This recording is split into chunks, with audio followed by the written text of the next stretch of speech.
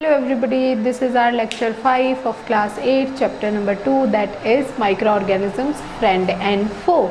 We have completed 4 lectures and this is our 5th lecture. 4th lecture में 3rd 4th में हमने microorganisms के बारे में पढ़ा था, कौन से हमारे पास फ्रेंडली माइक्रोऑर्गेनिजम्स होते हैं, कौन से हार्मफुल माइक्रोऑर्गेनिजम्स होते हैं. In this lecture we will talk about the food poisoning. Food poisoning क्या होता है? What is food poisoning? Food से होने वाली डिजीज़ेज़ या फिर फूड से होने वाली इलनेस को फूड पॉइजनिंग बोलते हैं. डेफिनेशन पे चलते हैं. Food poisoning also known as food borne illness. Food borne illness, word को तोड़ो. फूड मीन्स खाना, बॉर्न मीन्स पैदा होना, एंड इलनेस मीन्स बीमारी. फूड से पैदा होने वाली बीमारियों को फूड बॉर्न इलनेस बोलते हैं. Those diseases which caused by the contaminated food are called food poisoning. ठीक है.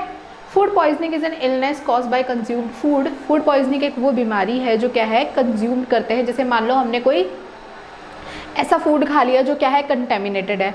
कंटेमिनेटेड का मतलब मैं लास्ट लेक्चर में भी बता चुकी हूँ. कंटेमिनेटेड का मतलब ये होता है कि फूड के अंदर या फिर वाटर के अंदर ऐसे माइक्रो ऑर्गेनिजम्स का प्रेजेंट होना जो क्या कर सकते हैं, हमारे को डिजीज़ कॉज कर सकते हैं. उसको कंटेमिनेटेड बोलते हैं. मान लो कोई फूड रखा हुआ है, कोई आलू की सब्ज़ी रखी हुई है. अब आलू की सब्ज़ी में क्या आ रही है, मुझे थोड़ी थोड़ी स्मेल आ रही है. तो मुझे कैसे पता चलेगा, मतलब कि मुझे पता कैसे चला कि वो कंटेमिनेट हो गया? कैसे पता चला? क्योंकि उसमें मुझे स्मेल आई. ठीक है. तो स्मेल आना, ऐसा टॉक्सिन्स, माइक्रो ऑर्गेनिजम्स जो होते हैं वो क्या करते हैं, खाने के ऊपर बैठ जाते हैं और कुछ टॉक्सिन्स को रिलीज़ करते हैं. टॉक्सिन्स वो सब्सटेंस होते हैं जो क्या कर सकते हैं, जो भी आपका फूड है, जो भी आपका वाटर है, उसको क्या कर सकते हैं, बिल्कुल ख़राब कर सकते हैं. ये बोल सकते हो आप इजी लैंग्वेज में. तो फूड पॉइजनिंग एक इलनेस है जो कंटेमिनेटेड फूड की वजह से होती है. गंदा खाना खाने की वजह से, गंदा पानी पीने की वजह से क्या हो जाता है, हमको फूड पॉइजनिंग हो जाती है. These micro organism produce toxins. ये जो माइक्रो ऑर्गेनिजम्स होते हैं ये फूड के ऊपर बैठेंगे, टॉक्सिन्स को रिलीज़ करेंगे. उसके बाद क्या होएगा, दैट कैन मेक अस सिक. हमने वो वाला खाना खा लिया, टॉक्सिन वाला खाना खा लिया जहाँ पे माइक्रो ऑर्गेनिज्म बैठे थे. वो वाला खाना खाया तो जितने भी माइक्रो ऑर्गेनिज्म थे वो कहाँ गए, हमारी बॉडी के अंदर चले गए. हमारी बॉडी के अंदर जाके उन्होंने क्या कर दी, डिजीज़ कॉज कर दी. अब इसके क्या क्या कॉज है, मतलब ये कैसे कैसे फैल सकती है, कौन से ऐसे माइक्रो ऑर्गेनिज्म है जो ऐसे डिजीजेस कर सकते हैं. फर्स्ट है bacteria, the most famous micro organism.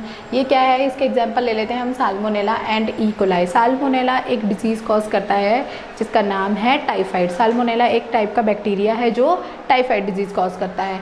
ठीक है. ई कोलाई क्या कर सकता है, ई कोलाई हमारे पास जैसे गैस्ट्रोइंटेस्टिनल, मतलब पेट की जो भी बीमारियाँ होती है, डायरिया, आपको लूज मोशन कॉज कर सकता है, क्रैम्प्स कॉज कर सकता है. क्रैम्प्स मतलब पेट में एक्सट्रीमली दर्द हो जाना लंबे टाइम तक. तो ऐसी सम सिम्टम्स है, कुछ ऐसी डिजीजेज हैं जो ये बैक्टीरियाज कॉज कर सकते हैं. Can contaminated food during improper handling और स्टोरेज. आप फूड को प्रॉपर तरीके से नहीं रखोगे, आप फूड को अच्छे से ढक के नहीं रखोगे, रेफ्रिजरेटर में नहीं रखोगे तो फूड क्या हो जाएगा, स्पॉइल हो जाएगा. भाई माइक्रो ऑर्गेनिज्म तो आके बैठेंगे अगर आप फूड को क्या करोगे, हवा के अंदर ऐसे ही खुला छोड़ दोगे. ठीक है. सेकेंड टाइप का माइक्रो ऑर्गेनिज्म है दैट इज़ वायरसेस. तो वायरसेस के क्या एग्जाम्पल है, noro virus and hepatitis A virus. ठीक है. तो ये एक टाइप के वायरसेस है या फिर एक डिजीजेस है जो किससे हो सकती है, फूड पॉइजनिंग की वजह से हो सकती है या फिर कंटेमिनेटेड फूड की वजह से हो सकती है. मतलब आपने फूड को सही से नहीं रखा तो ये टाइप के वायरसेस भी क्या कर सकते हैं, उन पे अटैक कर सकते हैं और बाद में हमारी बॉडी के अंदर जाके हमारी बॉडी को इफेक्ट करेंगे. थर्ड आ जाता है पैरासाइट्स. पैरासाइट्स में क्या है, toxoplasma can also cause food poisoning. Toxoplasma भी क्या कर सकता है, फूड पॉइजनिंग कॉज कर सकता है. टॉक्सोप्लाज्मा एक टाइप का पैरासाइट है जो क्या करेगा, हमारी बॉडी के अंदर एंटर कर जाएगा through contaminated food and water और हमारी बॉडी को हार्म करेगा. अब ये जो फूड पॉइजनिंग के जो आपको सिम्टम्स दिखते हैं, जैसे मान लो डायरिया हो गया है या फिर आपको वॉमिटिंग हो गई है, नॉजिया हो गया है, ठीक है, स्नीजिंग आने लग गई है, ये मतलब डिफरेंट आपके क्या हैं, सिम्टम्स दिखते हैं. मतलब आपको ऐसे बदलाव दिखते हैं अपनी बॉडी के अंदर कि आपको फूड पॉइजनिंग हो सकती है. आप जब तक सिम्टम्स नहीं बताओगे तब तक डॉक्टर को कैसे पता चलेगा कि आपको फूड पॉइजनिंग हुई है. तो ये फूड पॉइजनिंग के जो सिम्टम है ये कब दिखते हैं, मिनिमम लाइक 12 to 48 आवर्स के बीच में आपको ये सिम्टम्स दिखने लग जाते हैं. Okay. Now move on to the next topic that is symptoms of food poisoning. क्या क्या सिम्टम्स है, क्या क्या आपको दिखते हैं सिम्टम्स बाद में अगर आपको फूड पॉइजनिंग हो जाती है। तो फर्स्ट वन है नॉजिया, वॉमिटिंग हो जाना, ठीक है। सेकंड है डायरिया, लूज मोशन वगैरह हो जाना, स्टमक क्रैम्प्स हो जाना, स्टमक के अंदर बहुत ज़्यादा ऐठे मारते हैं, ऐसे ईजी लैंग्वेज में बोल सकते हैं, फीवर हो जाना, ठीक है, हेडेक हो जाना या वीकनेस हो जाना। ऑब्वियसली अगर मान लो आपको लूज मोशन हो गए हैं तो आपके हेड पे भी बहुत इफेक्ट पड़ेगा एंड आपकी बॉडी में भी वीकनेस आ जाएगी। So these are all symptoms, ठीक है। देखो मैंने नोट्स और इस वे में प्रिपेयर किए हैं कि आप इनसे इजीली बोर्ड्स के अंदर आंसर प्रिपेयर कर सकते हैं। जैसे जैसे नोट्स बनते जा रहे हैं वैसे वैसे एक क्वेश्चन बनता है। लाइक क्वेश्चन बन सकता है बोर्ड्स के अंदर कि व्हाट इज़ फूड प्रिजर्वेशन या फिर व्हाट इज़ फूड पॉइजनिंग। तो आप अगर इस वे में लिखते हैं, पॉइंट टू पॉइंट आंसर लिखते हैं, तो it will help you in your boards exam. आपको अच्छे मार्क्स गेन करने में हेल्प मिलेगी इस वे में। सो आप ऐसे ही नोट्स प्रिपेयर करिए एंड ऐसे ही तैयारी करिए for your boards exams. Now move on to the food preservation. अब मान लो फूड पॉइजनिंग हो गई है तो उसको प्रिवेंट कैसे करूं, फूड पॉइजनिंग मुझे ना हो तो मैं ऐसे क्या क्या प्रिवेंटिव मेजर लूँ, उसी को ही फूड प्रिजर्वेशन बोला जाता है, ठीक है। प्रिजर्व करने का मतलब होता है संभाल के रखना उस चीज़ को, ठीक है, प्रिजर्व करके रखना। It is the process to slow down और stop spoilage preventing its decay and contamination. ये वो प्रोसेस है जो क्या करती है, माइक्रोब्स की जो एक्टिविटी होती है उसको क्या कर देती है, कम कर देती है, बिल्कुल रिड्यूस कर देती है। स्लो डाउन, स्पॉइलेज का मतलब होता है खराब होना। जैसे फूड खराब होएगा उस प्रोसेस को बिल्कुल कम कर देगी कि फूड खराब ही नहीं हो पाएगा, ठीक है। प्रिवेंट करेगी its decay and contamination, contamination food में ना हो, इसीलिए हम क्या करते हैं, फूड प्रिजर्वेशन के मेथड्स को अप्लाई करते हैं हमारी डेली रूटीन में। अब क्या क्या डिफरेंट टाइप के मेथड हो सकते हैं। The first one is refrigeration. Refrigeration एक बहुत कॉमन टाइप का फूड प्रिजर्वेशन है। रेफ्रिजरेटर मतलब अपने फ्रिज के अंदर हम फूड को रखें। आपका कोई भी फूड है, क्या करते हैं, मान लो मैंने दूध गर्म किया, दूध गर्म करने के बाद मैंने उसको थोड़ा सा कूल डाउन करने के छोड़ दिया बाहर नॉर्मल टेम्परेचर में, ठीक है। उसके बाद मैं इसको प्रिजर्व करके कैसे रखूंगी, फ्रिज के अंदर रखूंगी।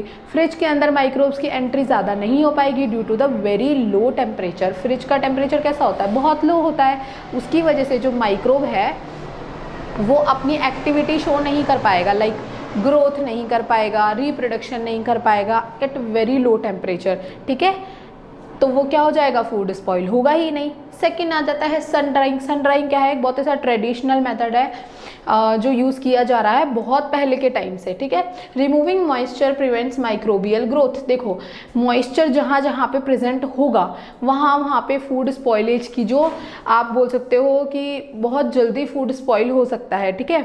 जहाँ आप अगर कोई भी सब्जी वगैरह में से या फिर कोई भी चीज़ में से अगर आप उसका मॉइस्चर रिमूव कर दोगे तो फूड क्या हो जाएगा, बहुत काफ़ी टाइम तक आपके प्रिजर्व करके रहेगा। जैसे मान लो एक एग्जांपल लेते हैं, हम पिकल्स बनाते हैं, अचार बनाते हैं, तो अचार में क्या करते हैं, जब अचार का हम मेकिंग का प्रोसेस चलाते हैं तो हम क्या करते हैं, उसमें वाटर की जो मतलब वाटर, मान लो मैंने एक बॉक्स ले लिया जिसमें मुझे अचार डालना है, ठीक है। तो मैं क्या करूँगी, उस बॉक्स को बिल्कुल वाटर से दूर रखूँगी, उसके अंदर वाटर प्रेजेंट नहीं होना चाहिए। अगर उसमें वाटर प्रेजेंट होगा तो वो क्या हो जाएगा, स्पॉइल हो जाएगा। क्यों स्पॉइल हो जाएगा, क्योंकि वाटर कंटेंट में ईजिली माइक्रोबियल ग्रोथ हो जाती है, ठीक है।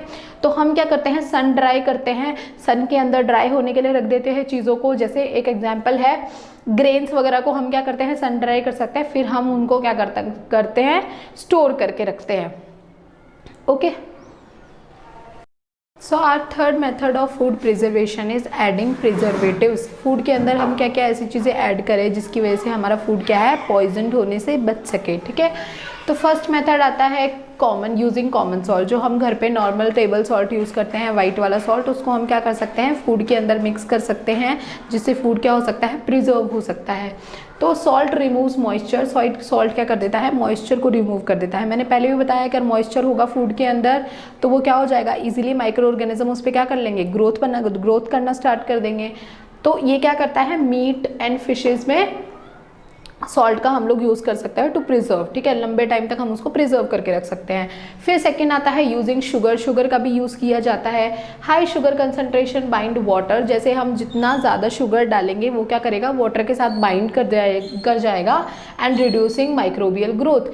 अब वाटर नॉर्मल तो प्रेजेंट है नहीं, ठीक है, शुगर उसके साथ बाइंड हो गई है, तो माइक्रोबियल ग्रोथ भी क्या हो जाएगी, रिड्यूस हो जाएगी, कम हो जाएगी। किस किस में यूज़ करते हैं हम ऐसा मेथड, जैम्स में यूज़ करते हैं एंड जेलीज में यूज़ करते हैं।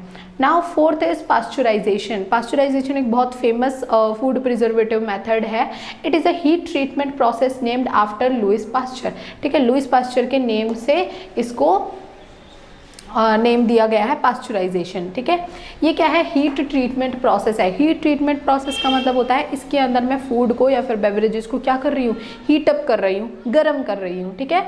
It aims to eliminate harmful micro organism. इसका क्या एम है, मैं क्यों यूज़ कर रही हूँ, ये क्या करता है, एलिमिनेट कर देता है, हटा देता है, हार्मफुल माइक्रो ऑर्गेनिज्म को रिमूव कर देता है इन फूड एंड बेवरेजेस, ठीक है।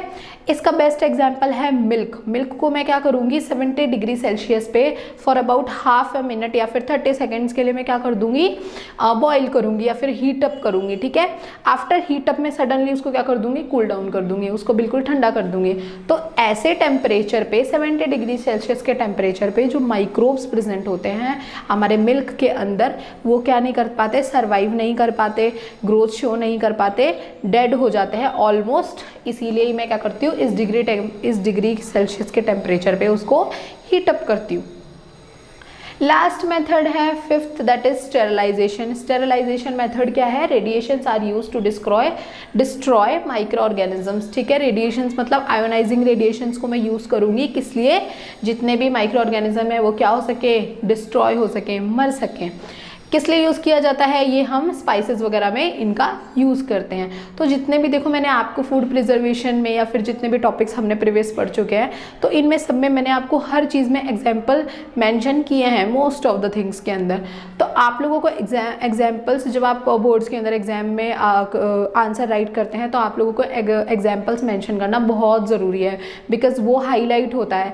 और आंसर आपके कैसे होने चाहिए, पॉइंट टू पॉइंट आंसर होने चाहिए। आप पैराग्राफ में आंसर को थोड़ा सा इग्नोर करना पैराग्राफ में लिखने का, क्योंकि पॉइंट्स में लिखोगे तो टीचर के लिए भी बहुत इजी रहेगा। और एग्जाम्पल्स तो प्लीज़ मेंशन करना, जैसे एडिंग प्रिजर्वेटिव में मैंने अगर सॉल्ट की बात करूँ तो मीट एंड फिश का एग्जाम्पल दिया है, शुगर के अंदर मैंने जैम्स एंड जेलीज का एग्जाम्पल दिया है, पास्चराइजेशन में मैंने the most common method is milk का एग्जाम्पल दिया है, एंड स्टेरिलाइजेशन में मैंने स्पाइसेस का एग्जाम्पल दिया है। तो you also have to mention these examples.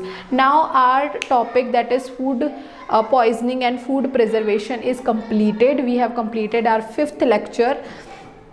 अगर आपको मेरी वीडियो पसंद आती है, अगर आपको कुछ कमेंट करना है कि हमें ये पार्ट समझ नहीं आया है, तो आप प्लीज़ कमेंट कर सकते हैं, आप मुझे बता सकते हैं if you want another such videos, and please like my video and subscribe to my channel. Thank you.